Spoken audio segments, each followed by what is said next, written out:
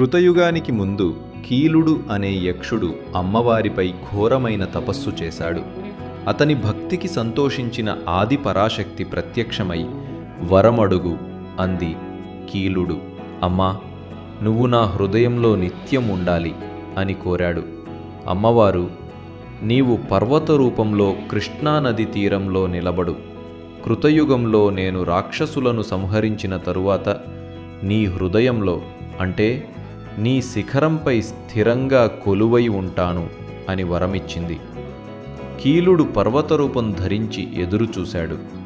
తరువాత దుర్గాదేవి మహిషాసురుడిని సంహరించి కీలుడి శిఖరంపై మహిషాసుర మర్ధిని రూపంలో ప్రత్యక్షమైంది. ఇంద్రాది దేవతలందరూ ఈ కొండకు వచ్చి దుర్గమాతను పూజించడం వల్ల ఈ పర్వతానికి ఇంద్రకీలాద్రి అనే పేరు వచ్చింది. అమ్మవారు కనకవర్ణ శోభతో ఉండడం వల్ల కనకదుర్గ అనే పేరు వచ్చింది.